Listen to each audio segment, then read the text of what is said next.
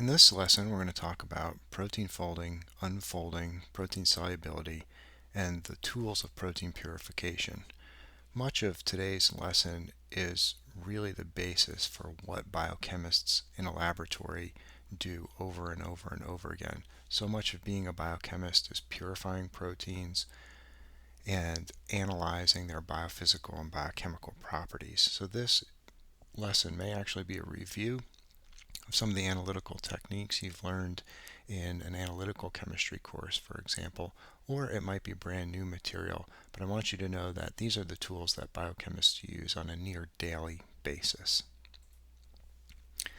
Our learning objectives for this lesson are as follows. We want to be able to describe the functions of urea and ammonium sulfate, which are chaotropic salts. We want to be able to describe how they work. We're going to look at a famous Nobel Prize winning experiment done by Christian Anfinsen, and we will look at its key conclusions and how those relate to protein folding, purification, etc. We're going to talk through the steps of isolating or purifying a protein. Then we are going to talk about the different types of column chromatography that biochemists use. We will compare and contrast different purification methodologies based on different protein characteristics like size, charge, and natural binding affinity. We'll also talk about electrophoresis using biomolecules or proteins. And then we're going to talk in detail about polyacrylamide gel electrophoresis and the role that SDS plays in that process. Let's begin by talking about ways in which proteins can be denatured or unfolded and refolded. We're going to examine a variety of different ways to unfold a protein that involves precipitation or doesn't involve precipitation of protein. So the first thing we're going to talk about is ways to unfold or denature a protein. So let's talk about denaturants of proteins. The first one we're going to discuss is heat. Now, heat is the enemy of a biochemist because when they're purifying proteins, they want their proteins to remain folded and functional, usually in their three-dimensional state and in their tertiary quaternary structures. And the forces that hold proteins together, as we explored in previous lessons, are weak forces. So if you add heat to a protein, it's going to disrupt the weak forces that stabilize tertiary and quaternary structure. And I have an example here. Think about a fried egg. A fried egg, if you crack an egg open in a pan, there's the yellow yolk, and then around the yellow yolk is a clear solution which contains the proteins albumin. And as you heat up the egg, those proteins in the albumin, they begin to denature, and then they begin to precipitate. And as they denature and precipitate and come out of solution, it forms what we call the egg white.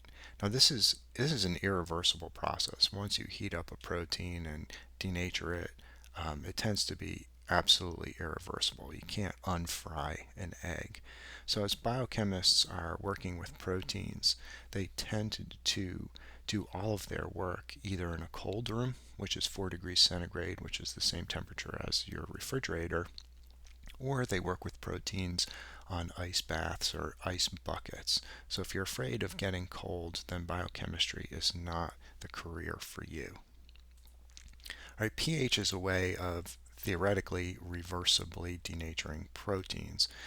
I say that yes, it's reversible, but not advisable. So pH will disrupt the weak interactions that stabilize protein tertiary structure. So think things like salt bridges, right? Those can be disrupted by increasing or decreasing the pH and changing the ionization state of different functional groups that give rise to tertiary structures.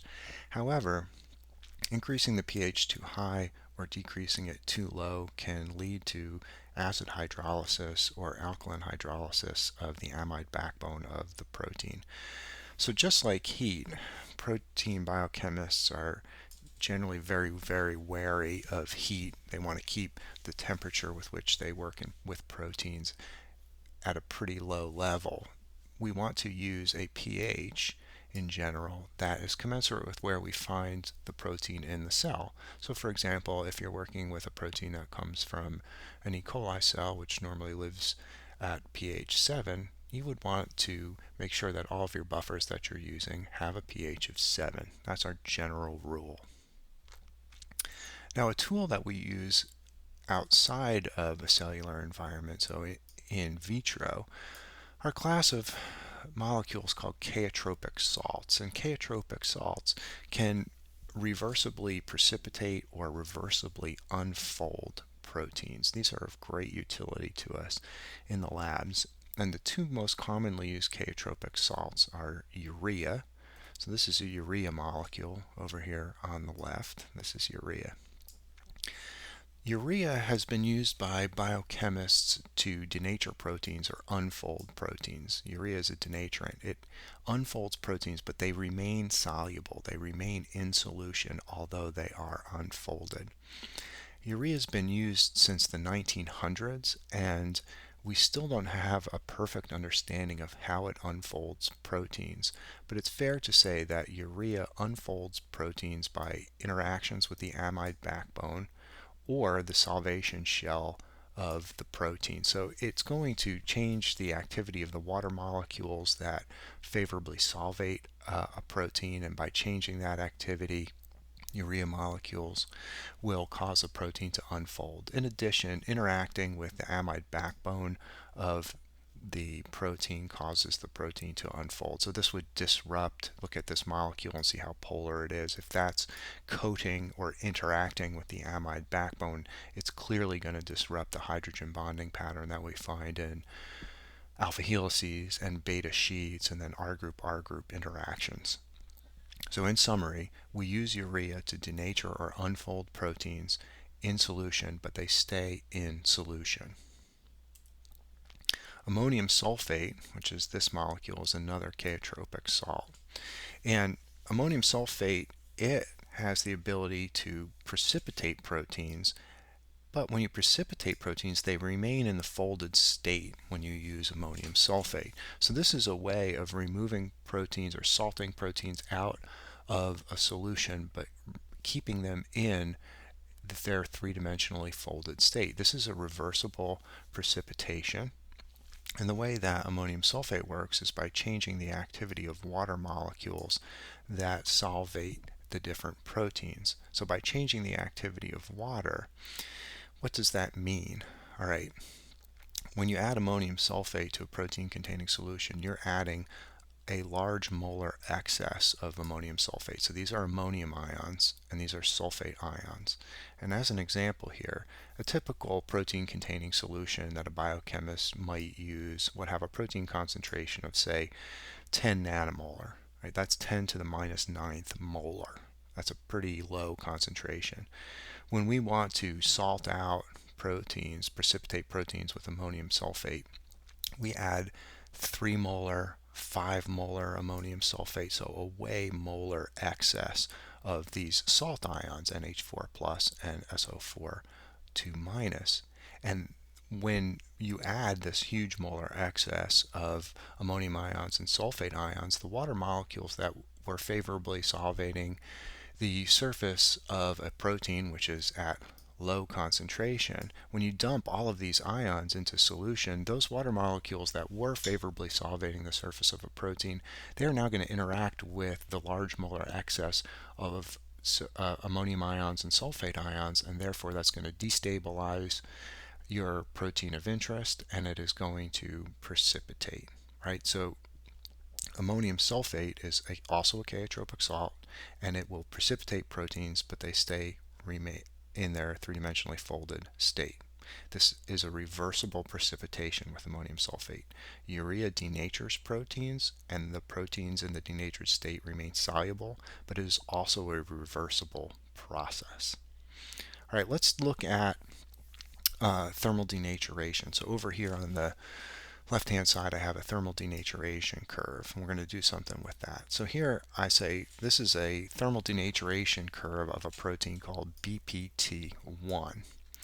And what I have here is a thermal denaturation plot where I have temperature, increasing temperature on our x-axis, and on our y-axis we have percent of denatured molecules. So we're starting down here at 0% denatured, which would be all of our proteins in the native state, and then up here at the top is all of our proteins in the unfolded or denatured state. What I want to draw your attention to here is this curve here shown in blue, which is our native protein. We can measure what's called a TM, or a melting temperature. So a TM stands for melting temperature. And a melting temperature is the temperature where 50% of the protein molecules are denatured, and that means that 50% of the molecules would be in the native state.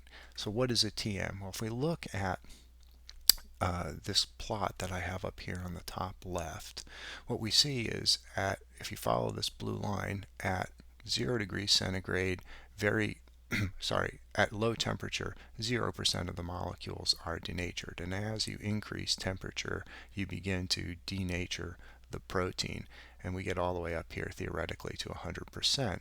If we find the 50% denaturation point and then we drop a plumb line down to our temperature, we get a temperature value which is called the TM. And in this case, for this protein BPT1, the melting temperature is 80 degrees centigrade. Now BPT1 contains one disulfide bond.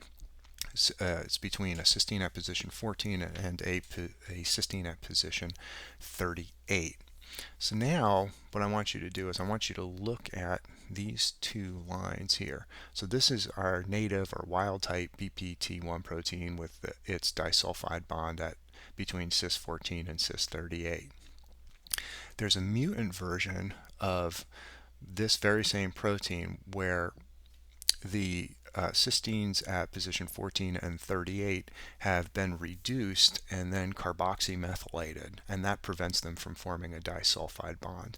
What I want you to do is I want you to compare this blue line and this red line and the TM values and hypothesize why the mutant slash carboxymethylated BPT1 has a different melting temperature than the native or wild type BPT1. So go ahead and hit pause, come up with a hypothesis, and then we'll circle back together. Hopefully you found this to be pretty straightforward. I gave you a lot of evidence here that could support a hypothesis like, well, removing the disulfide bond through reduction and carboxymethylation, that prevents a disulfide bond from forming.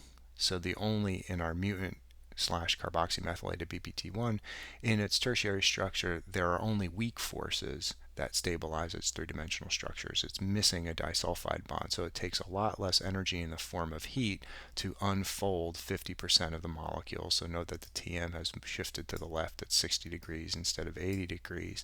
And the difference in this temperature in the TM values is due to the fact that, remember, a disulfide bond is the only covalent force that we find stabilizing the three-dimensional structures of proteins. So by removing that disulfide bond, it will take less energy in the form of heat to disrupt the three-dimensional structure of the protein. All right, now we're going to do an example where we look at the differential effects of urea and ammonium sulfate on proteins. All right, so here's what I have for you to work with. We have two graphs, and they involve our two chaotropic salts that are biochemists' good friends. All right, so both of these plots involve chaotropic salts. We're going to talk about urea and ammonium sulfate. What I want you to do is to look at these data here. And on the left-hand side, I have the effects of urea. So on our x-axis, we have increasing concentration of urea, and on the y-axis, we have the percent of proteins folded or in the native state. And notice that you get a straight line here. You get this straight line with a negative slope. Over here, I have the other chaotropic salt, and on the x-axis, we have an increasing concentration of ammonium sulfate. And on the y-axis, we have percentage of proteins in solution. All right, so this is different from the y-axis in our urea case. Over to the left, we have percent of proteins in the folded or native state, and over here on the right, we have percent of proteins that are in solution. And we see a curve here. So what I want you to do is to look at this plot over here on the left, and I want you to explain, number one, first and foremost, I want you to explain why you think that adding urea in increasing concentrations has this linear effect on protein denaturation. And then I want you to look over here on the right hand side, and I want you to come up with a hypothesis as to why increasing concentrations of ammonium sulfate have a nonlinear effect on the percentage of proteins in solution, and that also means the percentage of proteins that have precipitated. And you might want to include words like amino acid composition, how hydrophilic a protein is, how hydrophobic a protein is, polarity, things like that. And why do you see, when you look at this curve on the right, after you've come up with a hypothesis for why it's not linear, what type of proteins do you think would precipitate early on at lower concentrations of ammonium sulfate versus at 0.2, which is much higher concentrations of ammonium sulfate? So what I want you to do is to think about that, read through the in-class example that I've given you here, hit pause, and then we'll circle back and we'll talk about it together.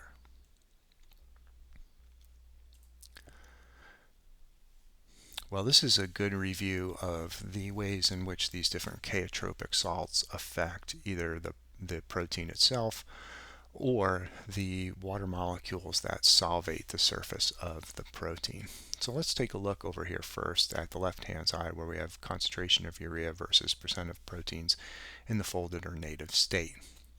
So remember that urea interacts with the peptide backbone, and as the concentration of urea increases, we see this linear decrease in the percentage of molecules that are in the native state.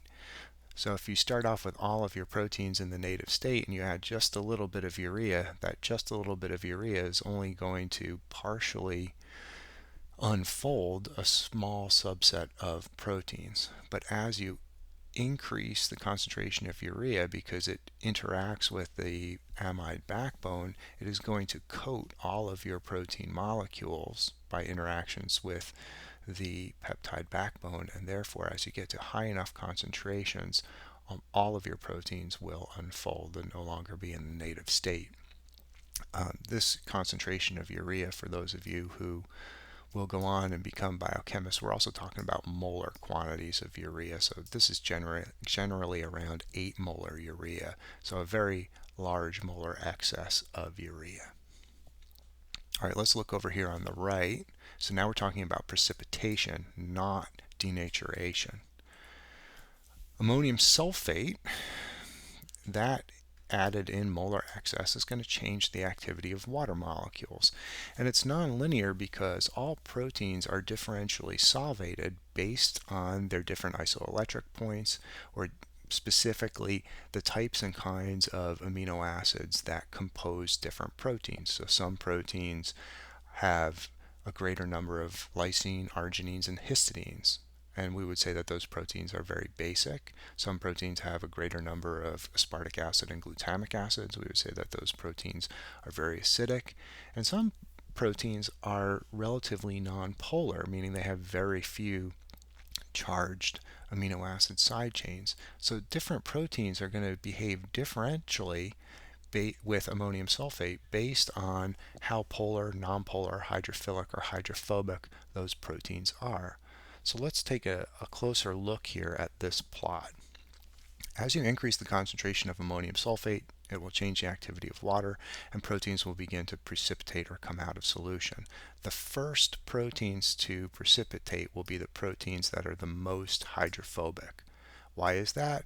Because those proteins have a lesser extent of solvation from the largely water molecules that are part of our aqueous solution, and therefore they'll precipitate first. So the more hydrophobic a protein is, the fewer water molecules there will be that solvate its surface, hence it will more rapidly come out of solution. If you compare that to point 2, Right, point two, look at this. It takes a very high concentration of ammonium sulfate to get these proteins to come out of solution. The proteins that precipitate last in an ammonium sulfate precipitation profile like this will be the most hydrophilic proteins, because hydrophilic proteins, those that contain the largest number of polar charged acidic and basic amino acid side chains, they are going to be more solvated compared to their hydrophobic buddies, meaning that more water molecules will be interacting with the surface of the molecules, and therefore it takes a higher concentration of ammonium ions and sulfate ions to change the activity of those water molecules. Hence, those proteins, the more hydrophilics, will precipitate last. Now, as a protein biochemist, you can't just intrinsically look at the primary sequence of a protein and know what concentration of urea is going to be required to unfold your protein. It has to be determined experimentally. If you have a protein of interest and you know what its amino acid composition is and roughly what its isoelectric point is, that will give you an idea of how much ammonium sulfate you need to add in order to precipitate that protein out of solution. But it also needs to be determined experimentally.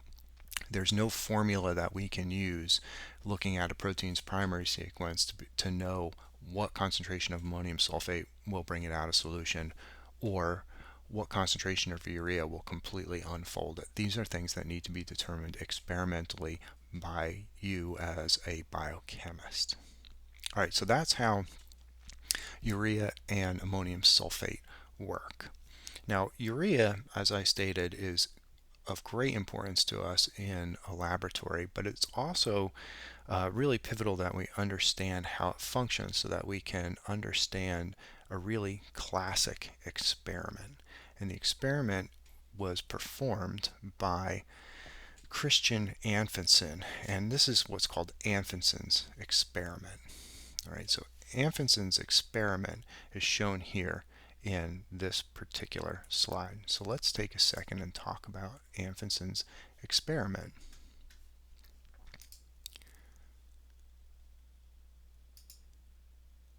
All right, so this is Anfinsen's experiment. What Christian Anfinsen did was he took an enzyme called RNase A. So RNase A is a small protein. It is a single subunit protein, so it contains the highest level of protein structure is tertiary structure. And this particular protein, it contains 8 cysteine residues that make 4 disulfide bonds. So here is our RNase A molecule, and it's in its three-dimensionally folded state, or its native state. And shown in red are the disulfides. So there's disulfides between a cis at position 40 and then at 95, at 84, and 26. All right, so these are very different. These cysteines are far apart from one another in the primary sequence, but in the tertiary sequence they're brought right close together so that they can form that network of disulfide bonds. Data not shown all of the weak forces, the non-covalent forces that are also stabilizing this particular three-dimensional structure. All right, so Anfinsen purified RNase, and in the native state he measured its enzymatic activity. All right, so he can measure its ability to degrade RNA. That's what RNase does. And what Anfinsen found was the native state of the molecule when it was completely folded. Unsurprisingly, when he measured the enzyme activity, he found that it had 100% enzyme activity. Okay.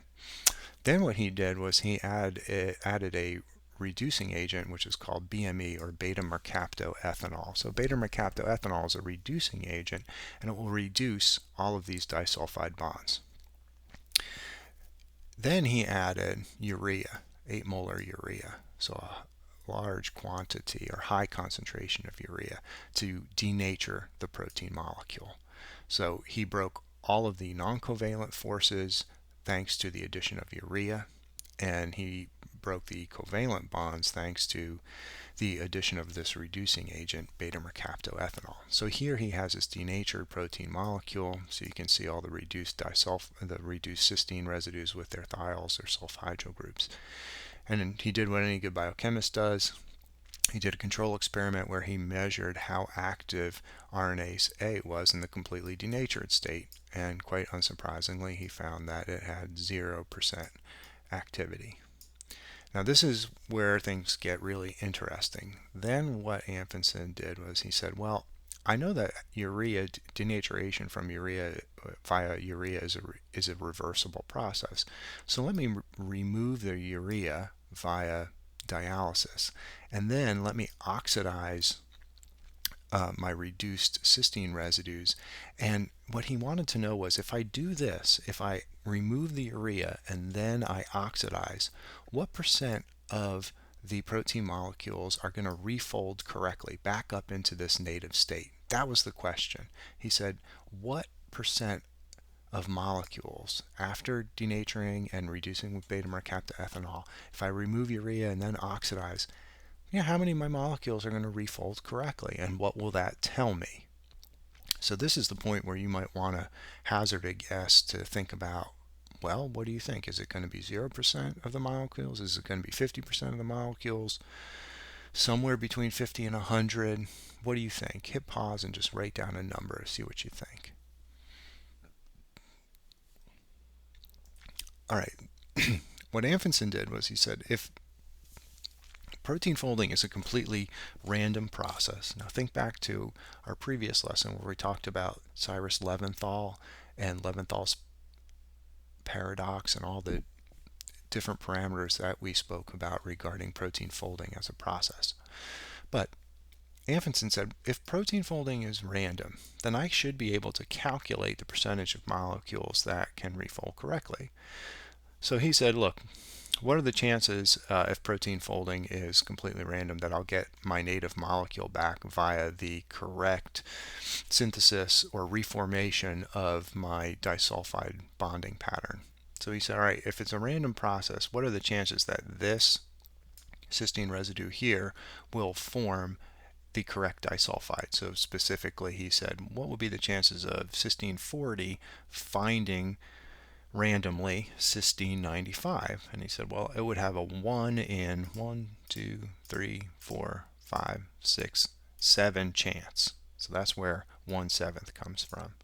So if those two actually found each other randomly, then he would say, all right, well, what's the chance of my next cysteine residue finding the correct cysteine side chain to form a disulfide with? Well, it would be a 1 in 1, 2, 3, 4, 5. All right, so then it would be a 1 in 5 chance. And then he said, well, how about the third one would be a 1 in 3, and then it would be a 1 in 1 chance for the last pair of cysteine disulfides. You do that math, it gives you 1 over 105, which, if protein folding was completely random, then less than 1%, fewer than 1% of the protein molecules should refold into the native state of the molecule. Now, what percentage of the molecules did you think were going to refold correctly? If it was completely random, it would be less than 1% of the molecules. Maybe you chose 2%, maybe 50, maybe 75.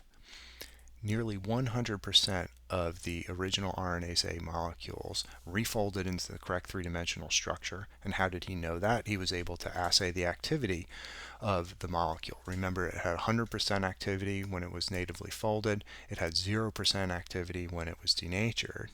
And he found that upon removal of urea and oxidation, nearly 100% of the original enzyme activity returns. So proteins need to be, or they need to have the correct structure in order to function correctly. So therefore he knew that, big take-home point here, protein folding must not be a random process. And this corresponds to what we saw with Cyrus Leventhal and the fact that proteins need to fold very specifically and very rapidly.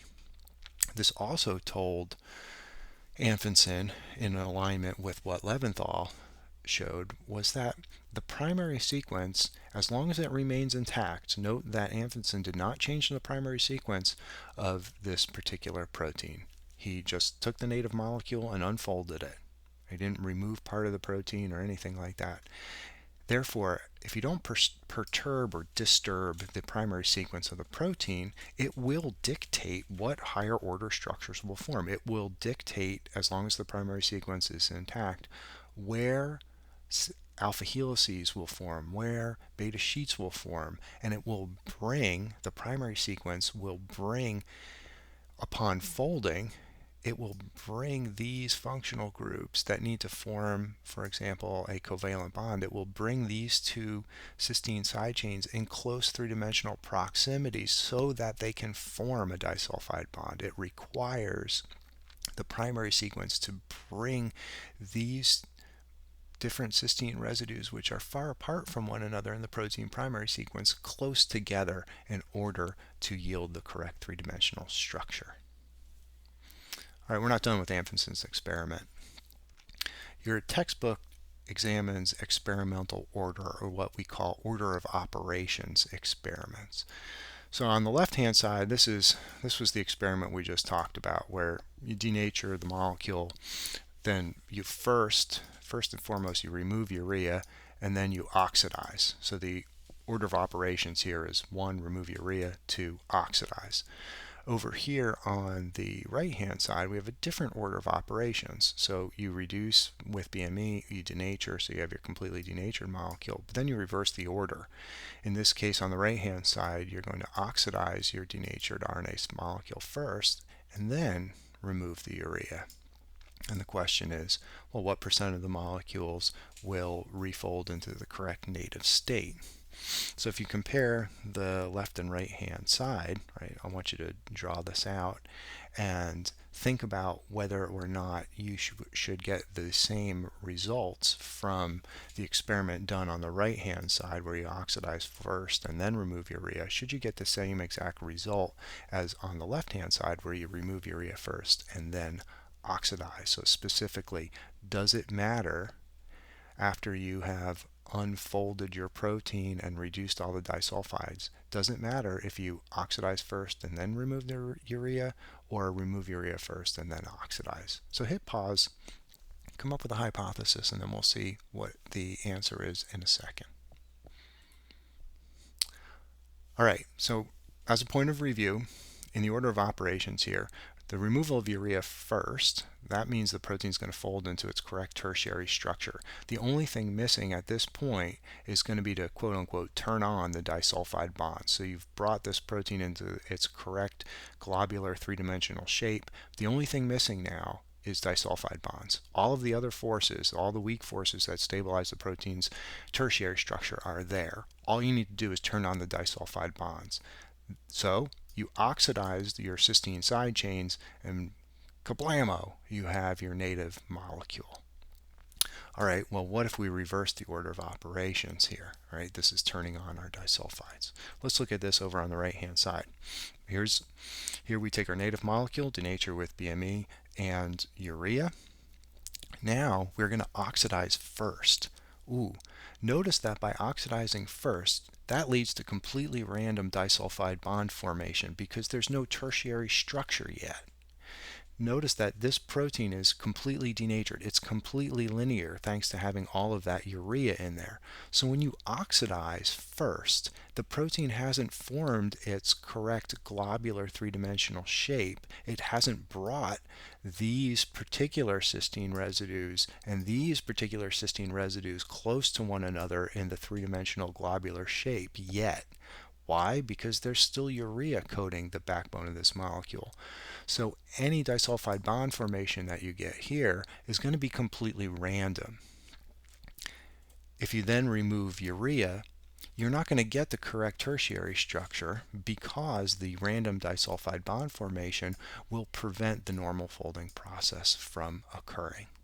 So this is an excellent example of what we would call an order of operations experiment. So you got two variables, the effect of urea and the effect of beta-mercapta ethanol. So in order to measure which one of these is contributing to what portion of the process, you need to reverse the order of operations and do the different assays in both cases.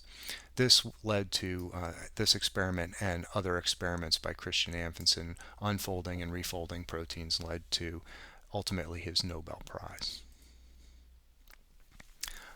Now what we want to do is really talk about how biochemists make a living, which is mostly purifying proteins. All right, so let's move on to learning objectives 3 through 7 for the rest of this lesson.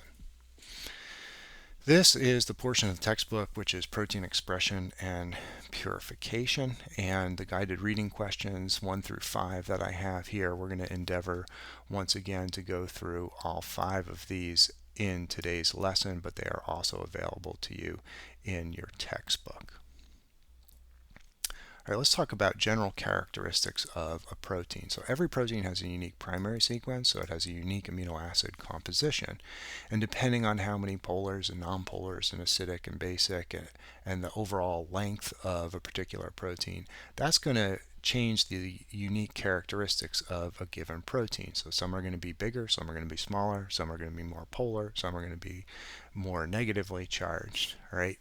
So every protein, because it's made up of amino acids, and remember each amino acid has an isoelectric point or a pi value.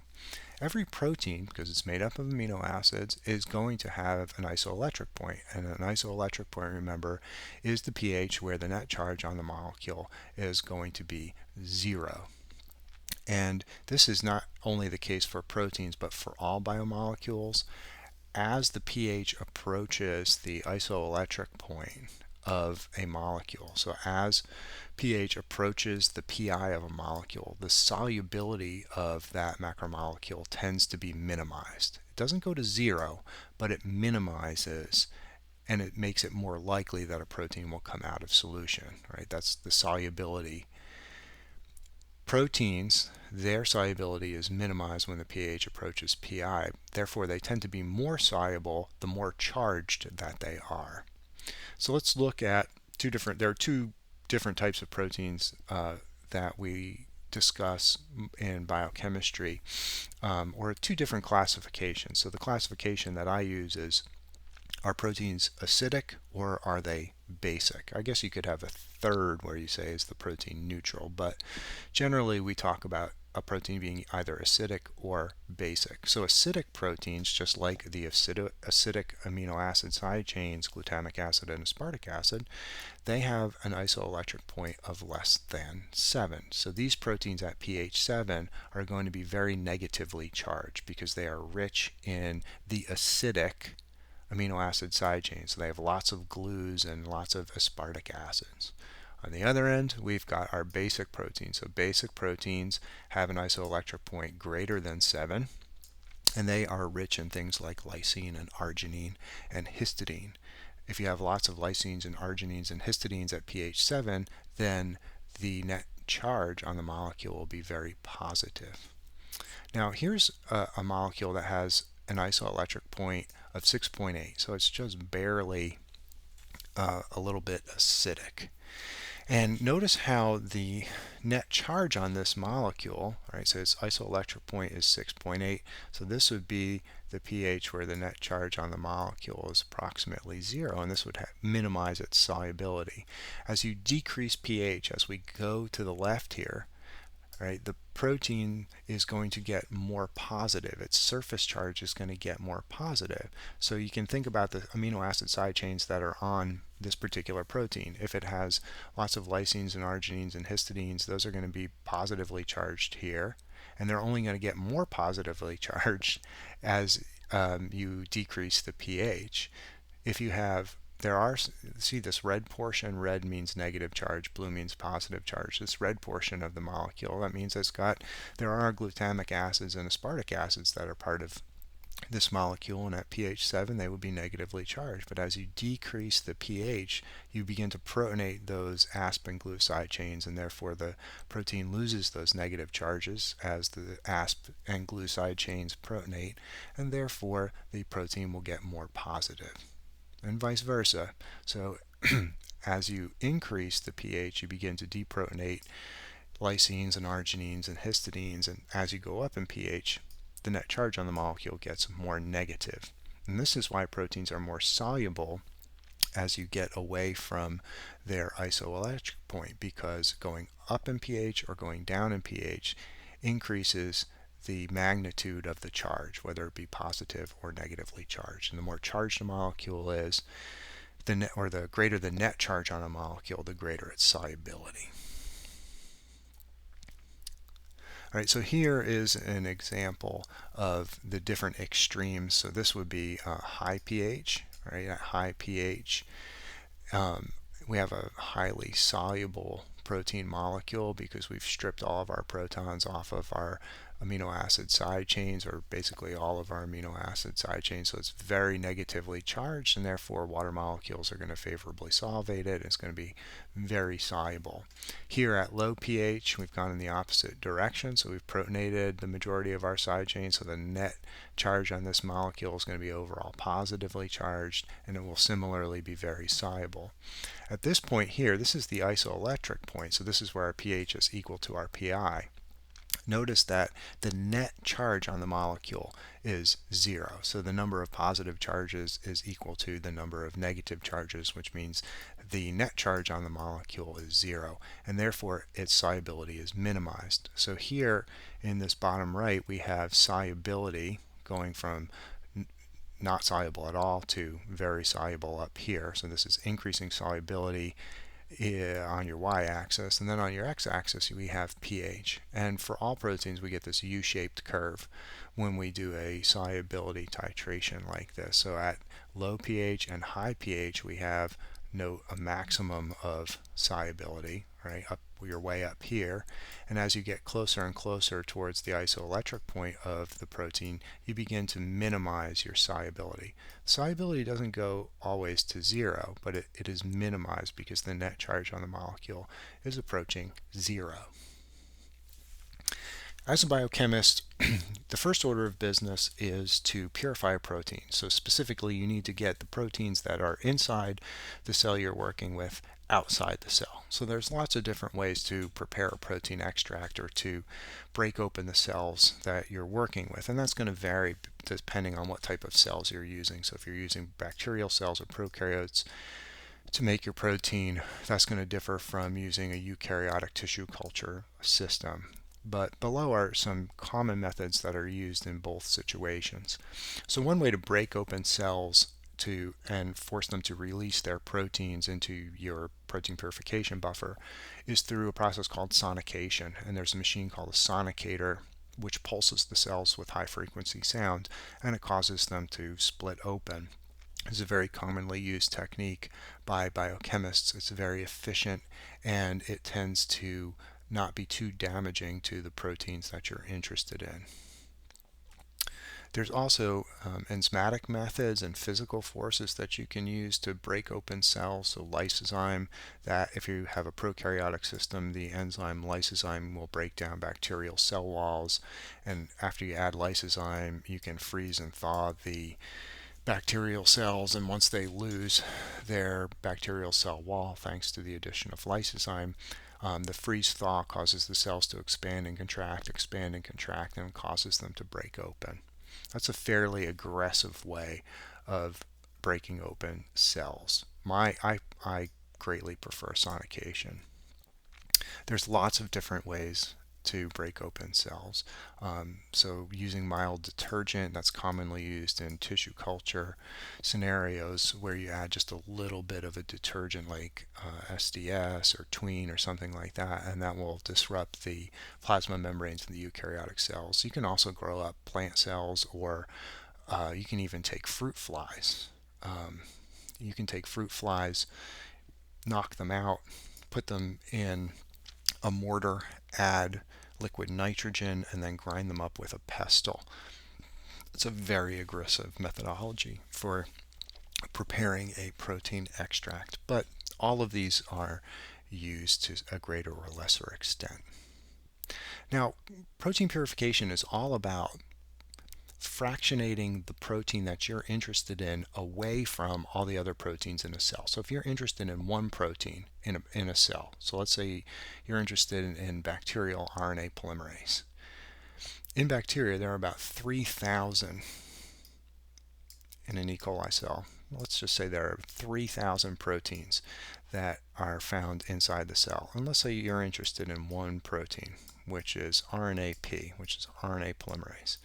So what you want to do is you want to separate this one protein away from the other 3,000 proteins. So specifically, you want to end up with a tube that has just RNA polymerase in it, and then there's going to be a variety of other tubes that have 2,999 other proteins in them that you're not interested in. So we call this process fractionation, fractionating RNA polymerase in this example, or the protein that you're interested in. We often call that YFP, which stands for your favorite protein. All right, getting your favorite protein away from all of the proteins that are in the cell, fractionating your favorite protein away from those other proteins. And the most common methodology that biochemists use is some type of column chromatography. So this is a review overall of column chromatography and how we can use column chromatography and its principles to fractionate, in this case, proteins, one protein from another or from a collection of other proteins. So just as a review, this is an overview of column chromatography. So here we're starting off where we've added our protein mixture, which contains all of these three proteins that have different geometric shapes, and we're running them over this column with running buffer, and it's continually added to the top of the column. So gravity is pulling this protein mixture through our column, which contains a solid support or matrix. And as these proteins move through our column, they are going to eventually elute into what we call fraction tubes, because this is a process of fractionation. So at time 0, you add the protein to the top of your column. You begin to move them through the column with the addition of running buffer. And after T1, you see that the proteins in this mixture begin to separate. All right?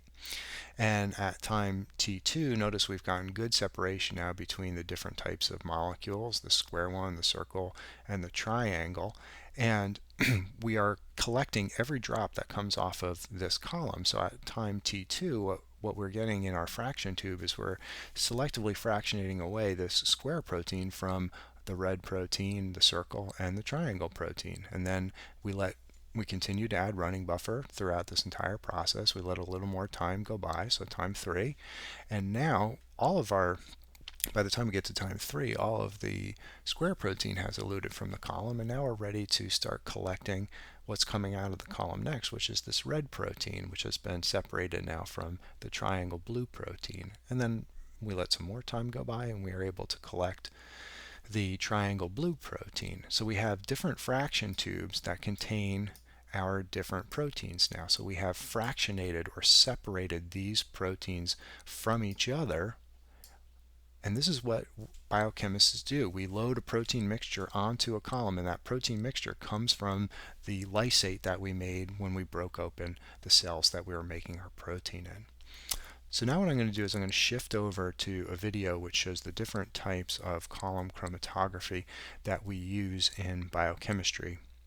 So once again, this comes from the Miesfeld and McAvoy textbook, and I'm going to narrate over the top of this video. This is likely for any student who has taken analytical chemistry or analytical methods will be a review of different chromatographic methods, but if it's new for you, I think this is a good video that really shows how these processes work. So let's do column chromatography first. Column chromatography.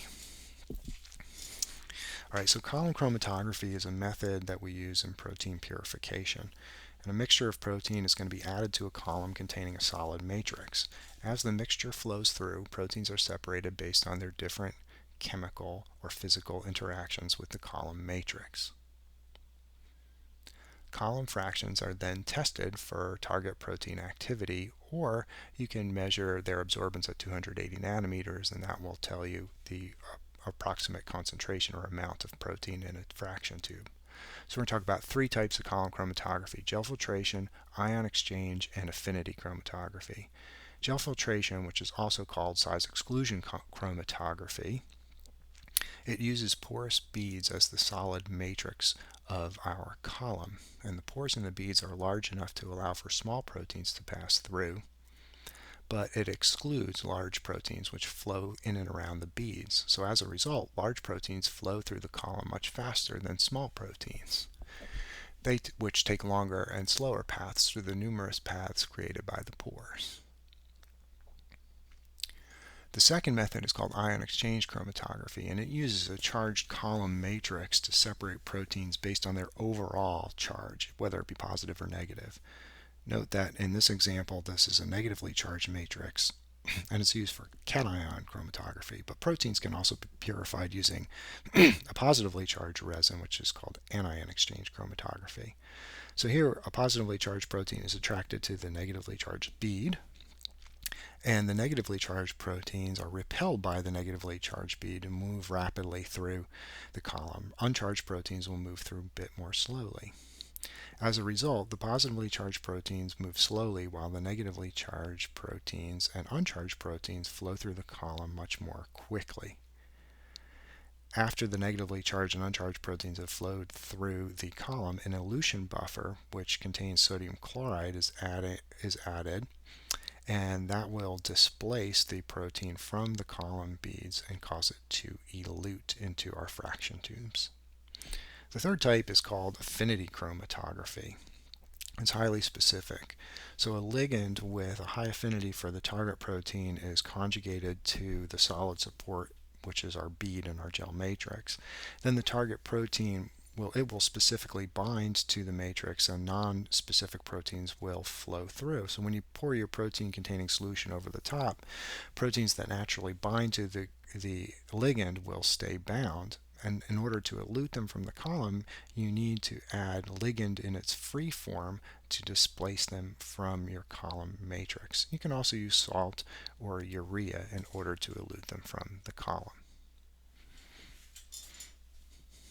So in summary, there are three different kinds of column chromatography that can be used to purify proteins, right? Depending on whether you want to separate them based on charge, natural binding affinity, or overall shape. Right, gel filtration is good for separating molecules based on their size, ion exchange for large differences in charge, and then if you're lucky and your protein has a natural binding affinity, you can use affinity chromatography. So let's go and discuss each of these methodologies and how we would use them as protein biochemists. And let's start with an example. All right, so here's an example about purifying proteins. So let's go through this. Let's say you're a biochemist and you want to separate a DNA binding protein, which we'll call protein X, from other proteins in a solution. So let's assume that there's only a couple other proteins in this particular mixture, A, B, and C, in addition to protein X.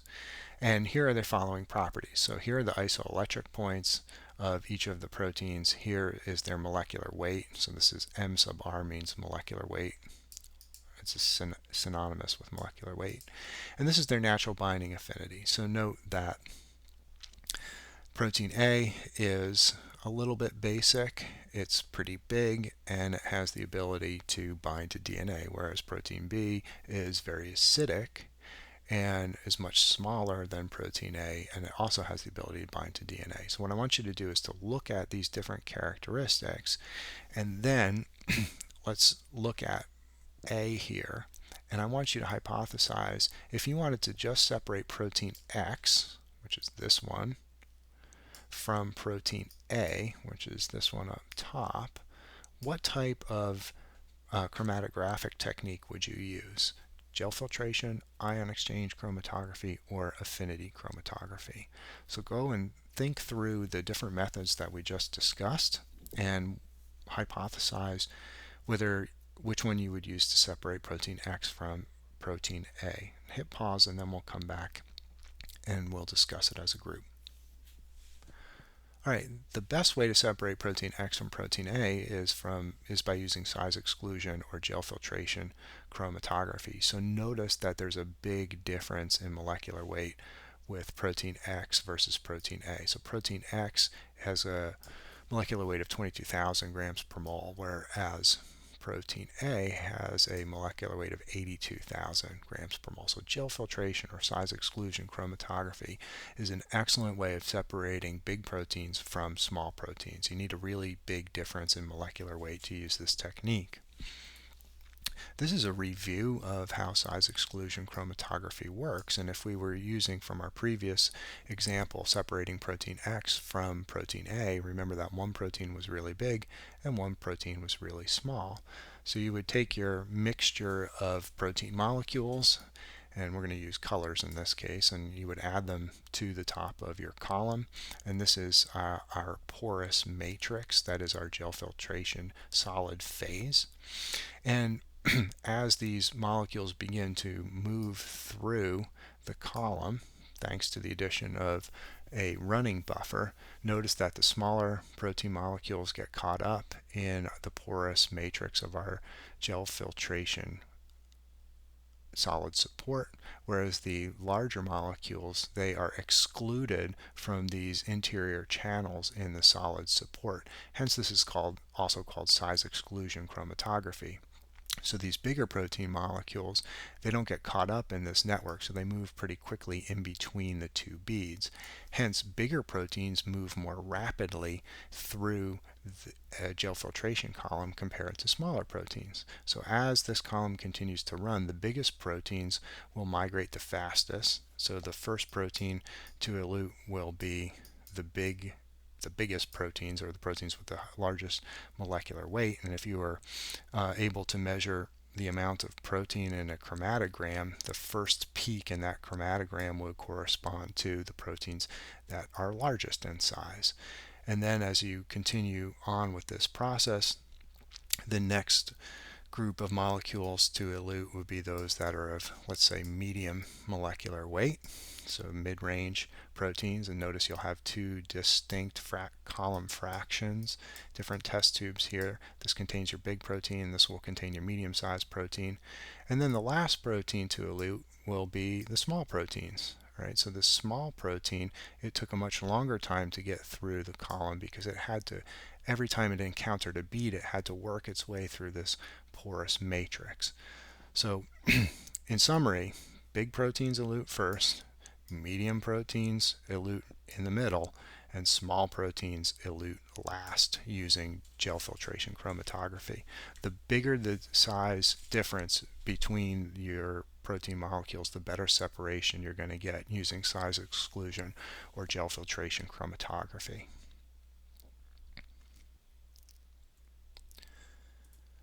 Okay, let's move on to part B here. What if we want to separate protein X from protein B? All right, we just looked at separating X from A, so now let's look at separating X from B. So here are the characteristics of X, and here are the characteristics of B. So let's take a second, hit pause, and hypothesize what method of column chromatography you would use to separate X from B. All right, hopefully you selected ion exchange chromatography.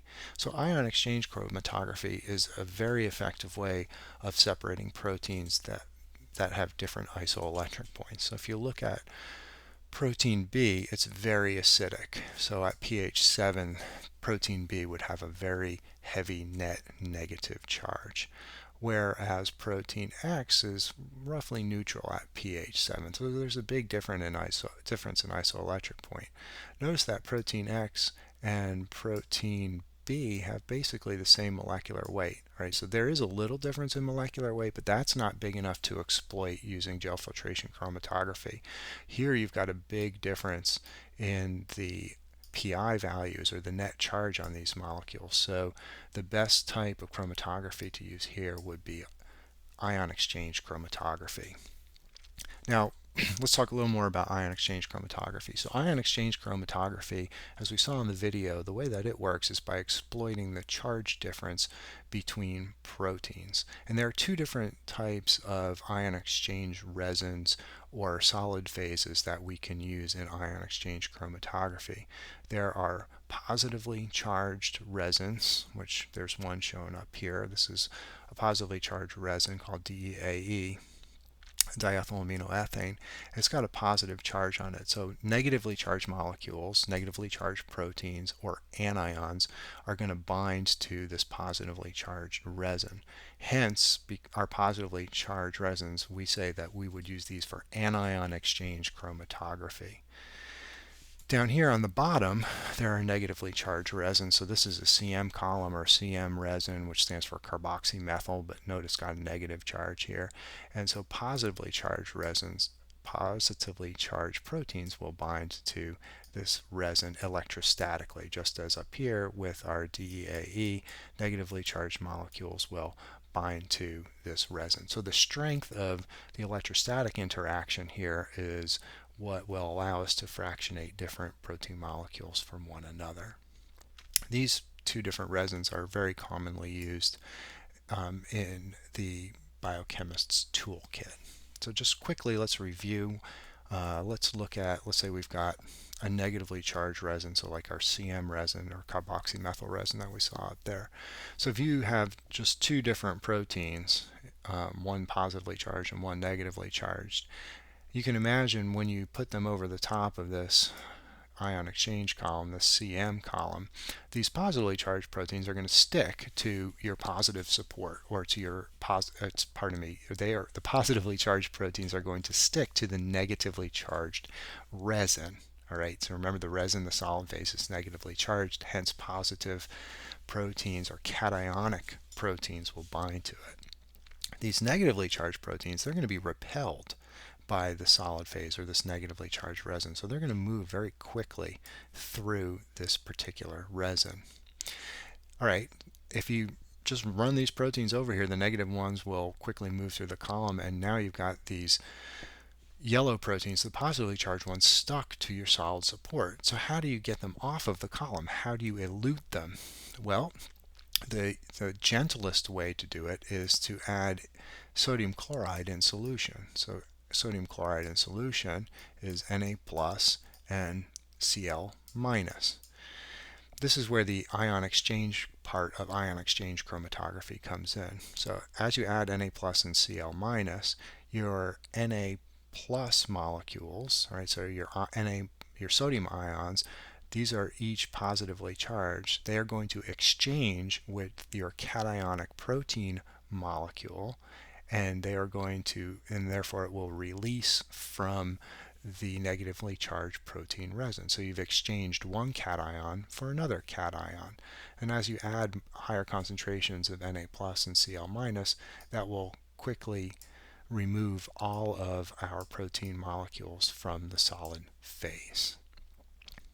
All right, and you've also got a counter ion in here. You've also got a chloride ion, which is not shown in this particular diagram, but just as the sodium ions are going to interact with the negatively charged resin, your chloride ions are also going to interact with your positively charged protein, and that's going to also help remove them or exchange them from your column resin. There's another methodology that you can use to remove proteins from an ion exchange column that involves changing the pH of a solution. I do not think this is a good idea. I have over 2 decades worth of experience working as a biochemist, and I have never once used pH to elute a protein from a column. We always use sodium chloride. So this next exercise is for the rare occasion where you might use pH. So I want to show you that it is possible to do, although it is not highly recommended. This is also a good exercise in understanding things like the isoelectric point of a protein and how those change as a function of pH. So here we've got another resin that's positively charged. All right, so this is going to be, in this case, is going to be a type of anion exchange chromatography because our solid support is positively charged. We've got a collection of 3 different proteins here. And if you look down here, what I've shown is that our red protein is going to have the lowest isoelectric point, so therefore it will be the most acidic, and it'll have the largest number of aspartic acid, say, and glutamic acid side chains. This purple one has got a middle, an intermediate isoelectric point, and this blue one has the highest isoelectric point, and therefore it will have the largest number of things like lysines and arginines and histidines. Okay, so here's your matrix, or your solid phase or solid support with its positive charges on it. You take this collection of proteins and you'll load them onto this column. And in this theoretical example, you're going to load them on in high pH. So if the pH is really high, then that means that your protein with the lowest isoelectric point, that's going to have the greatest negative charge. Hence, at high pH, these negatively charged, this red protein with the lowest isoelectric point is going to bind very tenaciously to your solid phase. As you wash this with buffer, all right, what we see is that the protein that is still stuck to the column predominantly is this red protein, because note it has the lowest isoelectric point, so therefore it would be the most negatively charged. And the proteins that are not as negatively charged, therefore they won't bind to the column resin as tenaciously, and they begin to elute from the column. And the protein that elutes first is the one that's going to have the greatest positive charge at high pH, which will be this purple protein. All right, then you change the pH to a medium pH, and when you change the pH to a medium pH, the protein that has the lowest isoelectric point and is the most negatively charged, it will still stay stuck to the column, but notice now that this protein with the intermediate isoelectric point, it is now beginning to elute from the column, so you will have selectively fractionated away this protein with its medium or intermediate isoelectric point from that which had the highest isoelectric point. And then if you drop the pH really low, right, so this protein was the most negatively charged or had the largest number of aspartic acids and glutamic acids. If you drop the pH well below the pKr value for the aspen glue side chain, so well below pH 4, let's say you run it at pH 2, that would protonate all those aspen glue side chains, which would cause the dissociation of this ionic interaction, and therefore the red protein, which had the lowest isoelectric point, would elute last. All right, I am not a fan of this, and once again, I have never used this methodology to purify a protein by ion exchange chromatography. I much prefer this methodology where you bind your protein of interest to the column, allow the oppositely charged molecules to move through the column, and then use sodium chloride at a given pH in order to elute the proteins. I've worked almost exclusively with proteins that are found inside a cell at pH 7, so therefore I've kept my buffer at pH 7, and in order to elute proteins from the column, we've changed the ionic strength of how much sodium chloride we add. I'm going to show you an example of what that really looks like. So this is a real-world example of doing protein purification at pH 7 and eluting the protein of interest using what's called a sodium chloride gradient. So this is from a paper which purifies RNA polymerase from an organism called Thermus thermophilus. There's a lot going on in this figure, but I just want to draw your attention to some of the things that we've already discussed. On the y-axis here we have fraction number. So these are the fraction tubes. These are the small tubes that are collecting the protein that we are interested in fractionating, right? So this is on our y-axis is fraction number, and I wanted to, this is called a double y plot. It's actually got two y-axes. I want you to look over here. This is absorbance at 280 nanometers. So what these researchers were looking at is how much protein is found in each one of these fractions. And how did they know?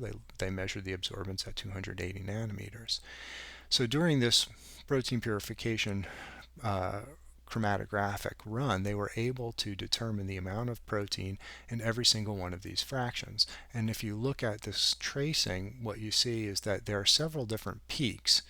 Right? And there's a big peak in protein concentration somewhere around fraction 20, and then there's another peak around 35, and then there's yet another peak around 45, So which one of these peaks contains the proteins that these researchers were interested in? Is it fraction? Is it the tube that is fraction 20 or fraction 35 or fraction 45? It's impossible to know because they all look like a clear liquid. That's where this other axis comes in. This particular paper, they were purifying an enzyme that they had an enzyme activity that they could assay. So they said, oh, you know what? Let's measure the enzyme activity in each one of these fractions, and wherever that enzyme activity is highest, that must be where our protein of interest is. So they looked at all these different peaks, the peak that corresponded to fractions 5 and 20 and 35 and 45 and so forth. And what they saw was there was this second peak with high enzyme activity, which corresponded to peak 45. So now they had two data points: high absorbance, telling them that there was a large amount of their protein, and also high activity. And the way in which they released the proteins from the solid phase via ion exchange chromatography, this is their salt gradient. So they started it off at 0.3 molar or 300 millimolar salt, and they increased it over the course of these fractions. So over the course of 40 fractions, from fraction 20 to fraction 60, they increased the sodium chloride concentration from 0.3 molar to 0.5 molar salt, or 500 millimolar salt. So the pH was held constant, and they eluted here using sodium chloride instead of pH. So that's a real world example of how ion exchange chromatography is used. All right, last but not least, protein X from protein C. At this point, you know the drill, so go ahead and hit pause and look at the characteristics of those proteins and then hypothesize what methodology you would use. All right, let's talk about it. Hopefully you said, let's use affinity chromatography. Maybe you said affinity chromatography because we used the other two, but let's look at protein X and protein C. So protein X and protein C, the big differentiator here is that protein X can bind to DNA, so it's a DNA binding protein, so it has a natural binding affinity to bind to the negatively charged sugar phosphate backbone of DNA, whereas protein C does not have a natural binding affinity for DNA. And if you look at protein C versus X, they basically have the same isoelectric point, which means they're going to be they would be very difficult to separate based on using ion exchange chromatography, and they're very, very close in terms of their molecular weight, so gel filtration chromatography would not be useful here. So in this case, you happen to know that this particular protein has a natural binding affinity, meaning protein X, the protein you're interested in, you know that it binds to DNA or molecules that mimic DNA. And this is how the process would work, all right? So in this case, you're taking your protein solution that comes from breaking open your cells, and we're just going to focus in on this blue protein, which is sort of crescent shaped. That's our protein of interest, and this red protein is a contaminating protein, and we're going to pour them over this column matrix. And our solid phase here, our protein matrix here, it contains an affinity tag. So in the case of the example which we looked at in the slide before, protein C versus protein X, we know that protein X naturally binds to DNA. So this affinity tag in our example, it would be DNA or some molecule that mimics the sugar phosphate backbone of DNA. All right. So you pour your protein over the top of this column, and if this is our DNA binding protein, let's say shown here in blue, it would be binding to the affinity tag, which would be DNA, on our solid support here. And the contaminating protein or proteins, they have no natural binding affinity for DNA. Hence, when you wash with buffer, all of these red proteins are going to move right through the column. They're not going to interact with anything. Note that the blue crescent-shaped protein, which will be bound tightly to the DNA, will stay on our solid phase. Now, the contaminant proteins have eluded, so we've fractionated proteins we don't want from fractions that we want. Now we need to remove the protein that we want from our affinity column. Now, one way to remove this protein of interest from the column is to add free ligand, and in this case we would add free DNA or a molecule that mimicked DNA if we are using the same example as in the previous slide. All right, so what do I mean by free DNA? DNA that's not conjugated or covalently bound to a solid support. That would exchange with the affinity on the solid phase, and then those molecules would elute, and we would successfully have fractionated away this red protein, the contaminant proteins, from our protein of interest. There's another way to elute proteins from a column here. All right, so maybe you don't have a whole bunch of free DNA floating around in your lab. How else could you potentially get this protein, which has a three-dimensional structure such that its function is to bind to DNA? How could you disrupt the protein's structure or function in a reversible manner such that it would elute from the column? Is there a molecule that we've talked about? Take a second and think. All right, one way to remove molecules that are stuck to a solid support is to add urea. You can add urea, and that would denature this protein of interest. And remember, denatured proteins in the presence of urea remain in solution, so those proteins in the presence of urea would then drip out the bottom of your column. They would elute in your column, and then you could remove the urea or dialyze out the urea just as Christian Anfinsen did and refold your protein.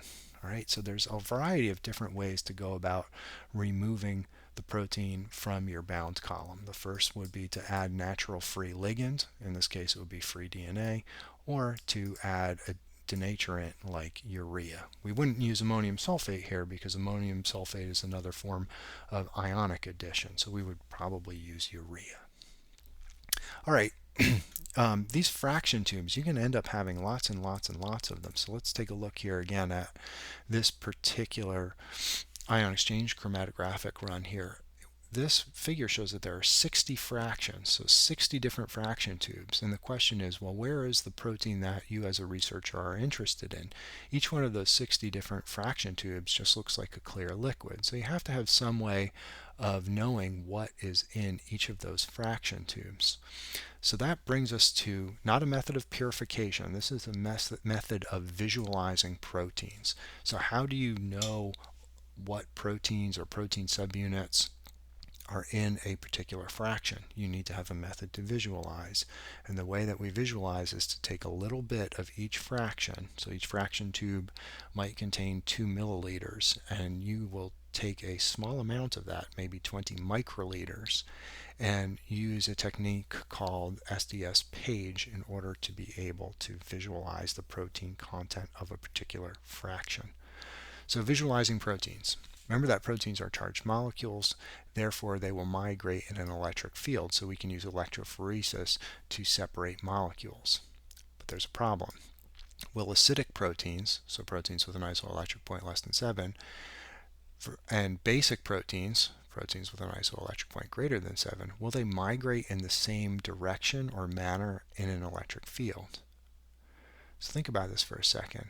Will acidic and basic proteins migrate exactly the same way in an electric field?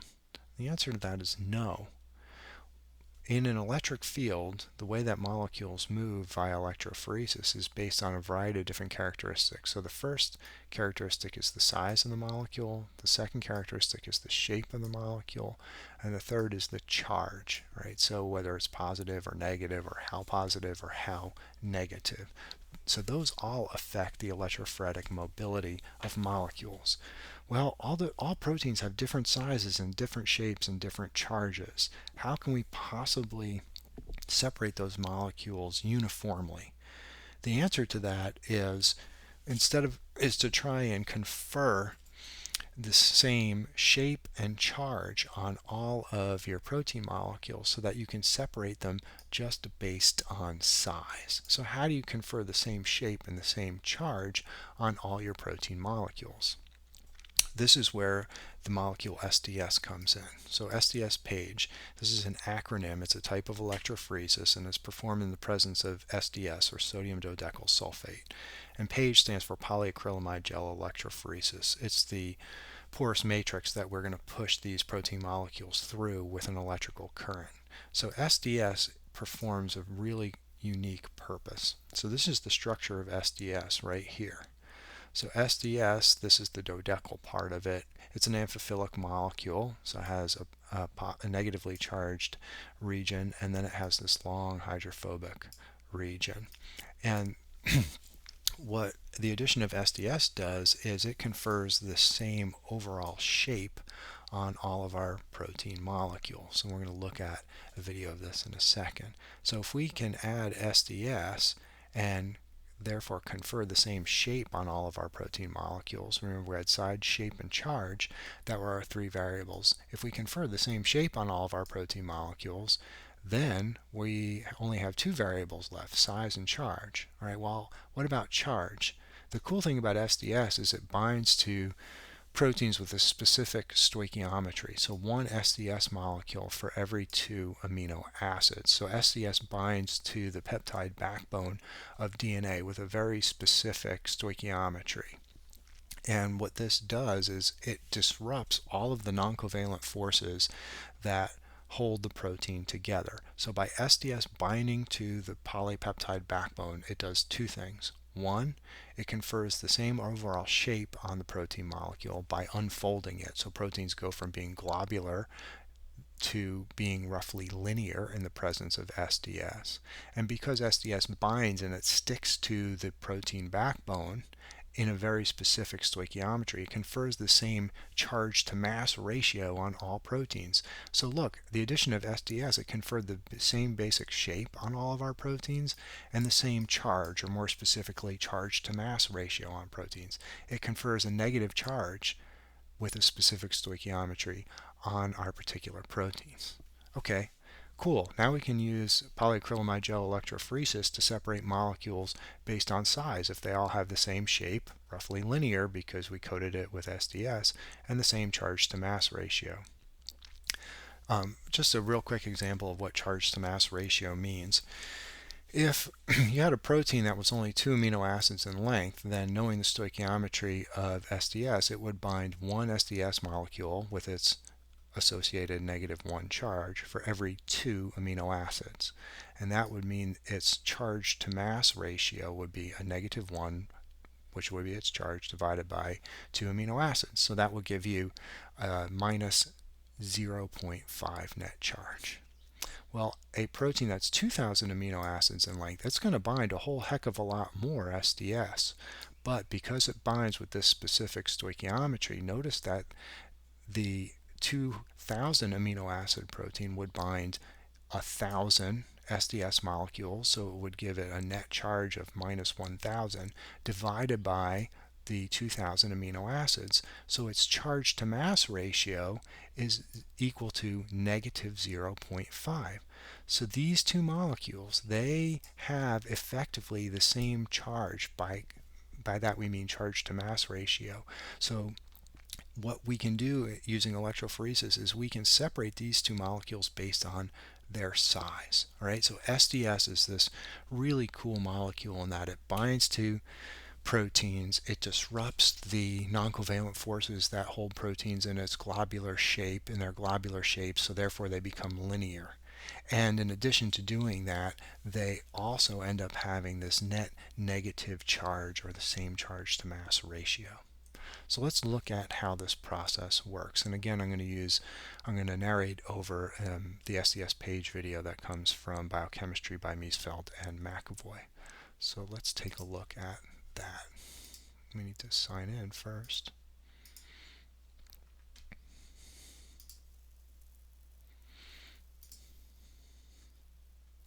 Alright, so here's SDS page. SDS page, or gel electrophoresis. So SDS page is a laboratory technique that we can use to separate proteins based on their size. It gives us a rough approximation of their molecular weight. So first, the proteins need to be treated with SDS,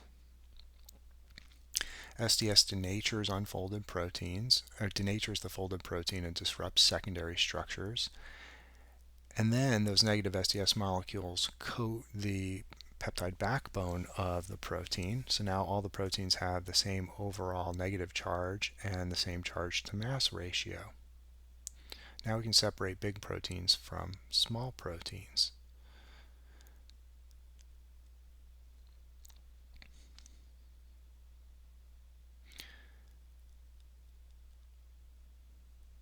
All right, to ensure that all of your proteins are fully denatured when you run them through a page gel, the sample's heated, and we also add beta-mercaptan to reduce any disulfides if they were there.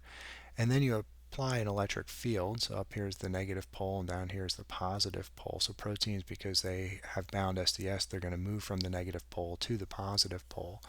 And the smaller proteins will migrate more quickly in SDS page because they experience less friction as they move through the porous matrix, which is polyacrylamide. All right.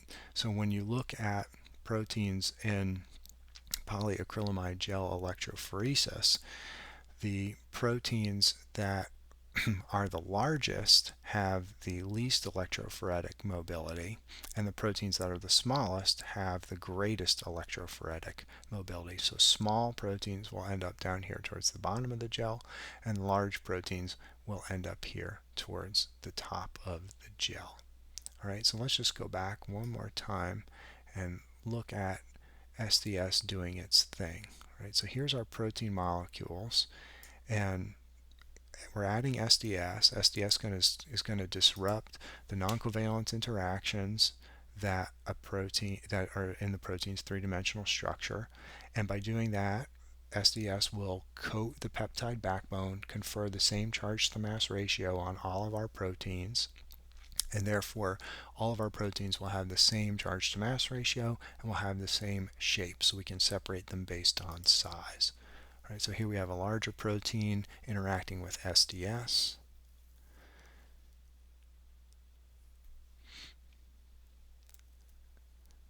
And here we have a smaller protein now. Here's our smaller protein interacting with SDS. And prior to running these on a gel, a polyacrylamide gel, we want to make sure that they are completely unfolded so that they absolutely have the same shape.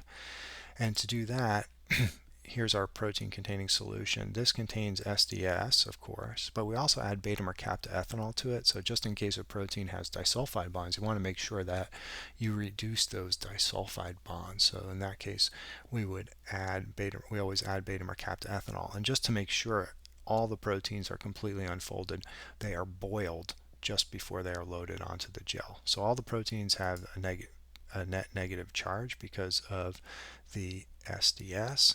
You load your protein containing sample here on your gel and you turn up the voltage to about 220 volts, and proteins will begin to separate based on their size.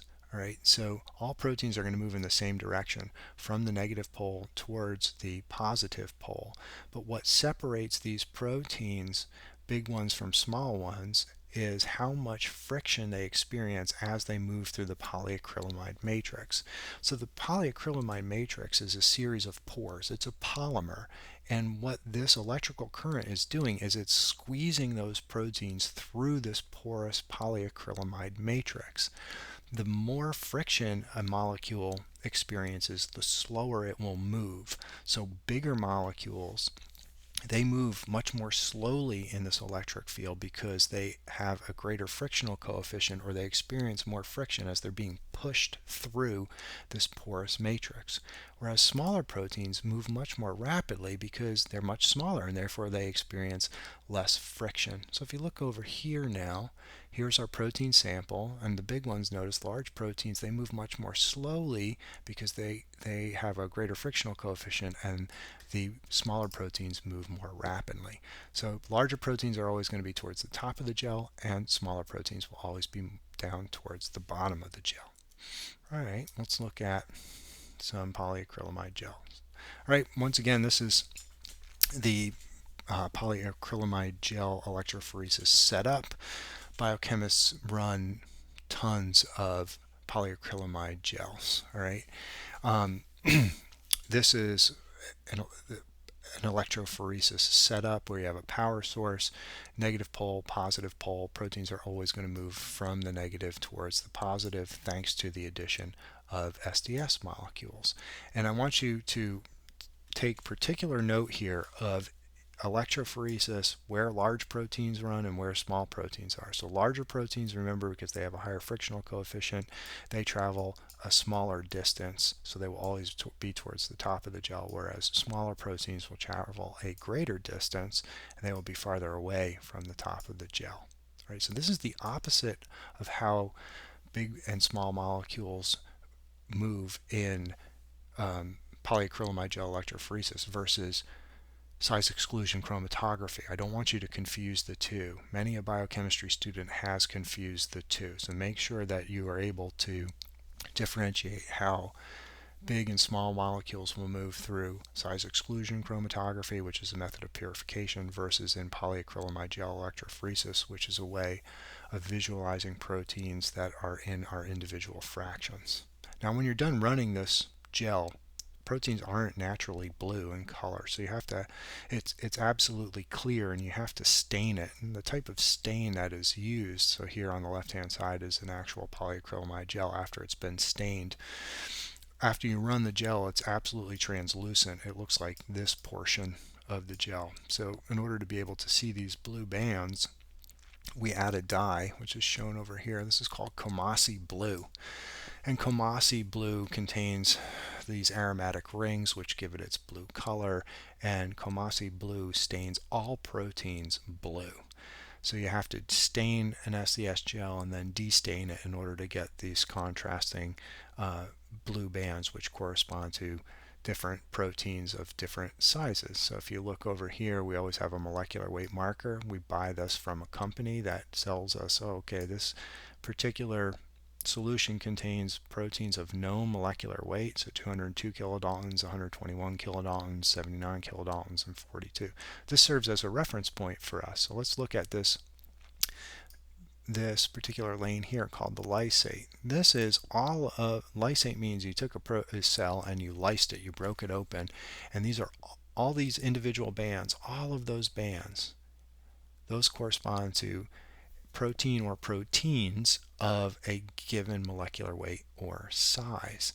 And in this particular example, the people that are purifying this protein, they're interested in this protein right here. All right, so when you break open your cells and you run them in polyacrylamide gel electrophoresis, it's difficult to know. You can tell that this protein is big and this protein down here is small, for example, but what is its size? Well, that's why you have to have a molecular weight marker of known or standardized molecular weight. So you can say, aha, I can compare this band to this molecular weight marker and know that the size of this band and this protein roughly corresponds to 121 kilodaltons. And then what you're looking at in each one of these additional lanes is the different types of chromatography where they're fractionating away. See how in the lane labeled 1 here, right? There are fewer of these contaminant bands as the protein has gotten more and more pure.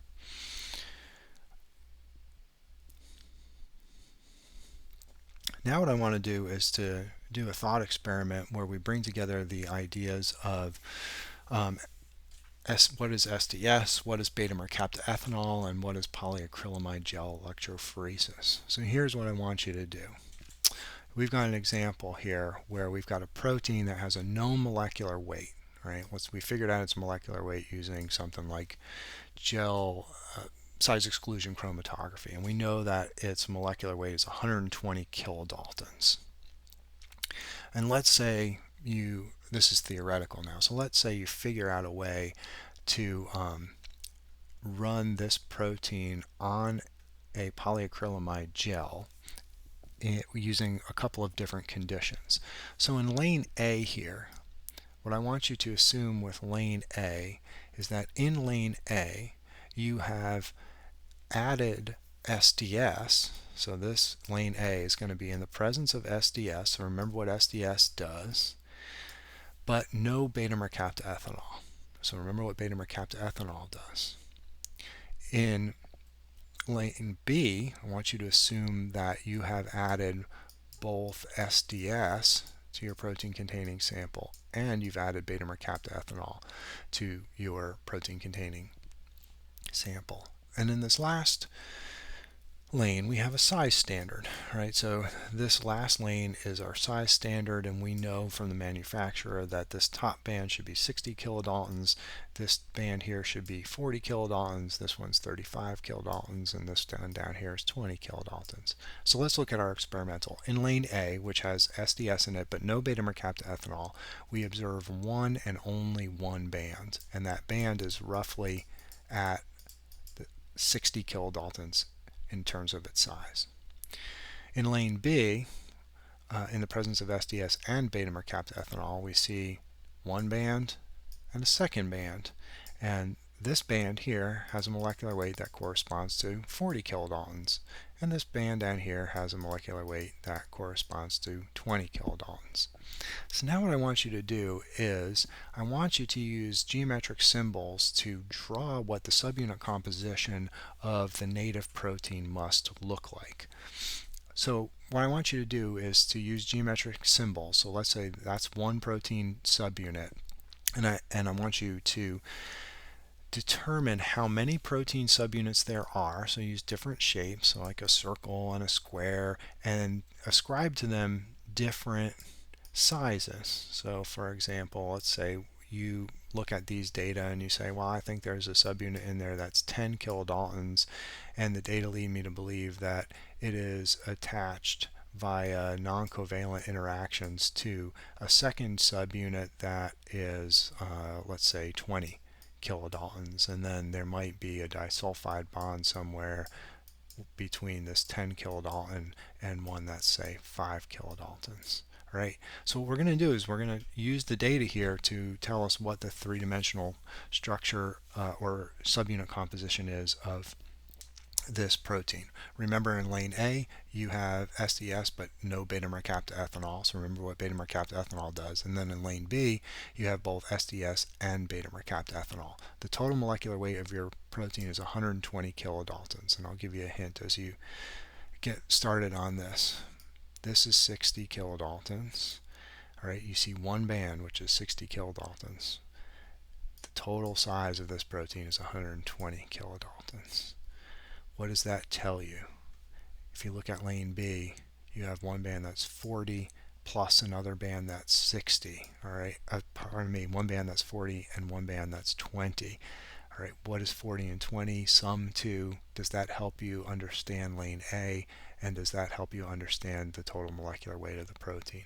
So go ahead, hit pause, and attempt to draw out the subunit composition of this protein.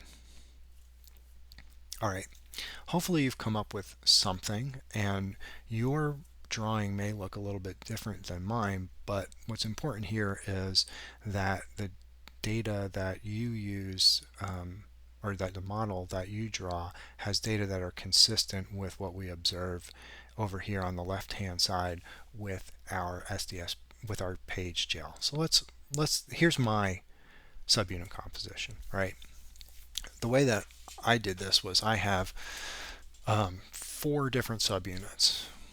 One subunit is 40 kilodaltons, a second subunit that's 40 kilodaltons, a third subunit that's 20 kilodaltons, and a fourth subunit that's 20 kilodaltons. So I wanted to make sure that I had enough subunits to sum to be 120 kilodaltons. All right, so 40 and 40 is 80, plus 20 is 100, plus another 20 is 120. All right, how did I come up with 4 subunits of these different sizes? Well, the first thing I did was I looked at lane A, and I said, all right, here in this particular lane we've added SDS, so that means in the presence of SDS that all the non-covalent forces that hold this protein together will be disrupted. Because there's no beta-mercaptoethanol, though, if there are any disulfides in this protein, those will remain.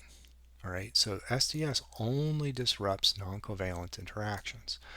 So when I look at this gel, what I see is one band that corresponds to 60 kilodaltons. And you might scratch your head at first and think, wait a minute, the total molecular weight of this protein is 120 kilodaltons. What happened to the other half of this protein? Because 60 is half of 40. 60 is half of 120. I'm getting ahead of myself here. Well, what we need to understand is that proteins that have the same molecular weight will have the exact same electrophoretic mobility. So in this case, you're only going to see one band, but we can assume that there really are two bands there because the two bands would both be 60 kilodaltons and they would therefore have the same electrophoretic mobility. All right, well, how do I know that? Let's look at the data here in lane B. So in lane B, we had SDS, which remember, just adding SDS gives you this one observable band at 60 kilodaltons. So we add SDS, so that should give us a band of 60, but now we're adding beta-mercaptoethanol, which is going to reduce our disulfide bonds. So notice what happens now. Now, instead of seeing a band that's 60 kilodaltons, we see one band which is 40 kilodaltons and a second band here which is 20 kilodaltons. And 40 plus 20 equals 60. All right, so 40 plus 20 equals 60. That's not equal to 120, but 40 plus 20 is equal to 60, which is the size of this band. So now we need to start drawing our model. We know we have to have something that is 60 kilodaltons in the absence of beta-mercaptoethanol. So this is why I said, all right, I think that we are going to have two subunits that need to each be 60 kilodaltons. So that would be this portion up here, 40K, 20K, and this portion down here. So that would give me two subunits that are each 60 kilodaltons that would have the same electrophoretic mobility. And these squiggly lines here, they represent the non-covalent forces that will be holding those subunits together. So when you add SDS, SDS would break these non-covalent interactions and release one subunit, which is 60, and another subunit, which is 60, and that will give you a single band at 60 kilodaltons. Now let's look at lane B. Lane B, if we take each of these 60 kilodalton subunits and we add not only SDS, but now we add beta-mercaptoethanol, we would break the disulfide bonds between those individual 60 kilodalton subunits and break them into a 40 and a 20. So that would give us, all right, now we see one observable band at 40 and we see one observable band at 20. In reality, we have one 40 kilodalton subunit, a second 40 kilodalton subunit. They both move with the same electrophoretic mobility, so we see it as a single band. And then we have a third subunit, which is 20K, and a fourth subunit, which is 20K, but they both have the same electrophoretic mobility, so we would only see one band. So we sum all of these up. 40 and 40 is 80, plus 20 is 100, and that's 120, and that would give us our total molecular weight of 120 kilodaltons. All right, so hopefully your model looked something like mine and is consistent with the data that are shown here in our theoretical acrylamide gel experiment. And with that, we conclude Lesson 5, protein folding, unfolding, solubility, and purification.